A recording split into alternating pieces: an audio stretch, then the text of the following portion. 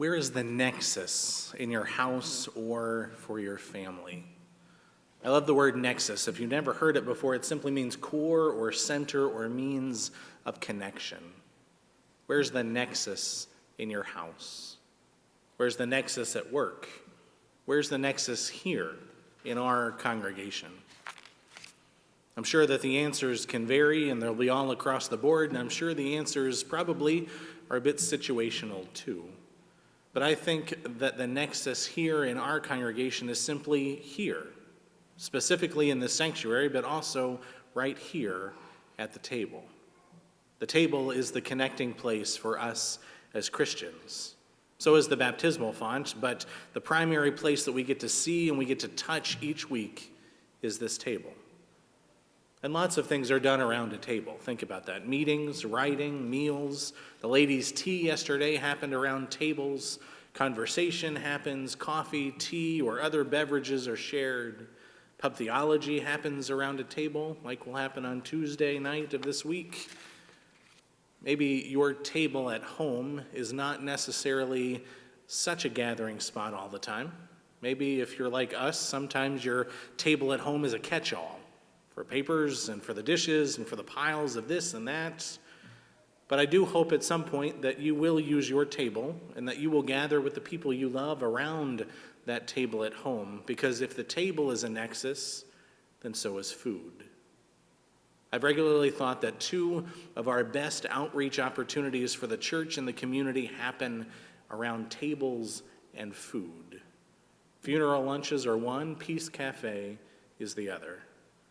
When Bishop Satterley was here with us a couple weeks ago on Palm Sunday, he remarked to me that the breakfast he had in Peace Cafe was like what most congregations would serve in our synod at their Easter brunch. He was floored that we have that every week.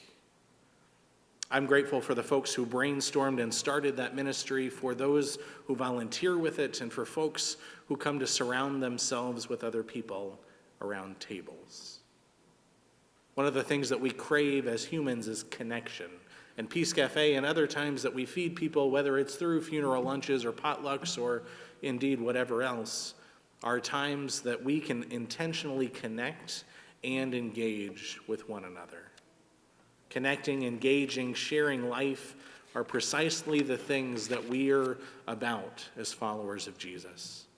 And the easiest place to do all of that is around the table and around food. In her book, Take This Bread, A Radical Conversion, Sarah Miles offers this line: "There's a hunger beyond food that's expressed in food, and that's why feeding is always a kind of miracle." Whenever we feed other people, whether it's here at church or whether it's in our houses, we aren't just giving them food, we're giving them a miracle, because we're giving them the gift of our presence. And if our presence, then certainly Jesus's presence too. I made a big deal in this sermon last week about seeing Jesus, but as we see Jesus in each other, then we're also being Jesus in the world. And that's not something to take quite lightly. This morning we get to continue seeing Jesus just as the disciples saw the risen Jesus on that first Easter morn.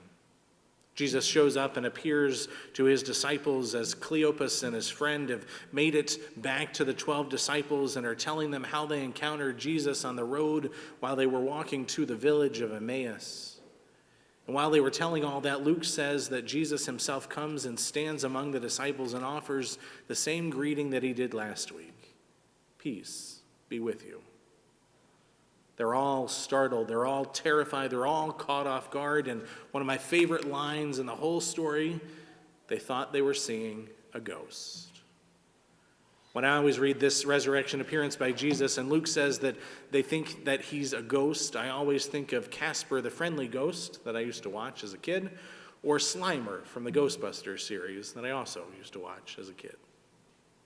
But Jesus assures them that he's not a ghost, and he invites them to see his hands and his feet and for them to touch him and to really see that it is he. And then we get to the crux of what I think we can focus on this morning. The disciples are disbelieving. They're still wondering about all of this, and I'm sure we would be too.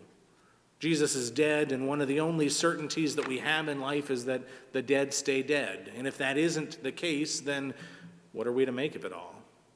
How could this be? Jesus was dead, but now he's appearing to the disciples, inviting them into this experience of resurrection. Could the resurrection of the dead really be true? It's in the midst that Jesus does all that he does, and then he does something so ordinary, it probably catches folks off guard. He says, "Hey, y'all, have you got anything to eat? Have you got any food?" It's simple. It's straightforward. It's something they can do amid their bewilderment. And so they give him some fish, and he eats it. And then he tells them everything that was written about him in the law of Moses, the prophets, and the Psalms. He says repentance and the forgiveness of sins is to be proclaimed in his name to all nations, beginning from Jerusalem, and the disciples are the witnesses of these things. But before Jesus explains things and tells about what happens next, when they go out to proclaim repentance and the forgiveness of sins, Jesus eats some food.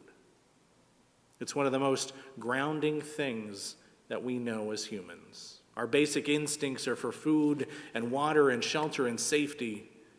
Food grounds us. Food locates us in a particular place at a particular time and brings us back to what is real.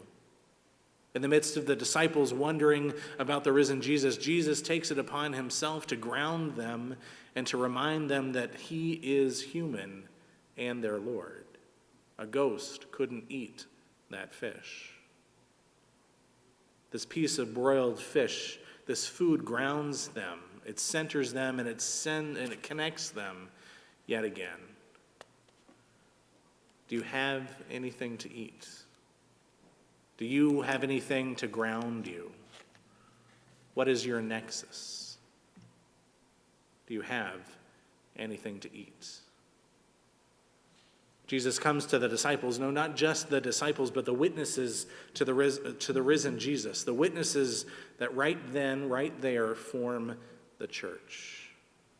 Jesus comes to the gathered assembly, which is the church. The church isn't a building with a steeple and some pretty white siding. The church is a people living, breathing, working, and witnessing together to the risen Jesus.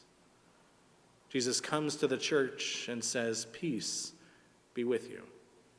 See me, touch me, know that it is really I. Once you know me, you can understand me. Once you encounter Jesus, you can really go and be a witness and tell what you have seen and what you have heard. You can go and proclaim that Christ is risen. You can go and be the people to practice repentance and forgiveness and to share that same gift in life with other people so that together you and they can become the church. And what does it mean for the church to offer forgiveness of sins in the midst of the resurrection of Jesus? What is sin now that Jesus is risen? Simply, it's not knowing Jesus. To forgive sins is to show people Jesus.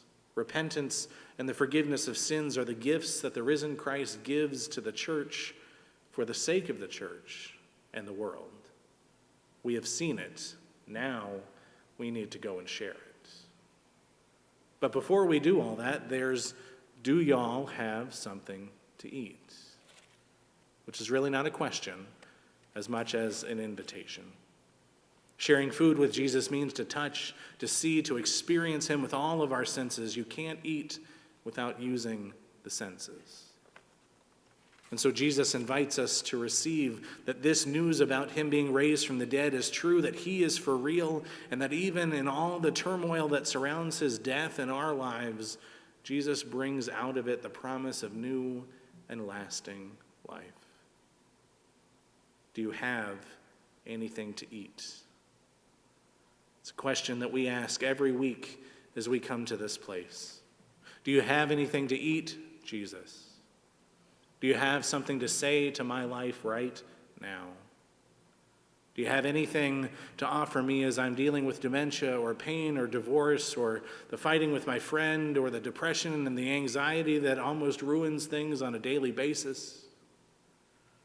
Do you have anything to eat in a world that seems hopeless, in a world where it seems like fighting is the norm and bigger and better is what we need to do and to get at all costs? Do you have anything to eat, Jesus?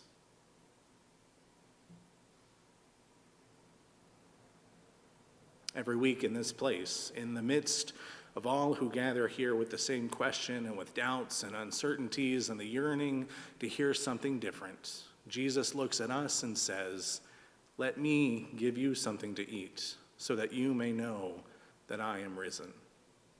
Let me give you something to eat so that you might see in the middle of everything me. That you might know in the midst of everything that you are going through that I am there. Let me give you something to eat so that you can see that I am risen and that life is here and now." This table is where all of that happens. This table, this nexus, this place where we gather with both saints and sinners, but more importantly, not only to hear, but to receive. We gather with saints and sinners around this table to receive forgiveness and wholeness. And it's here that Jesus says, "Let me give you something to eat." Amen.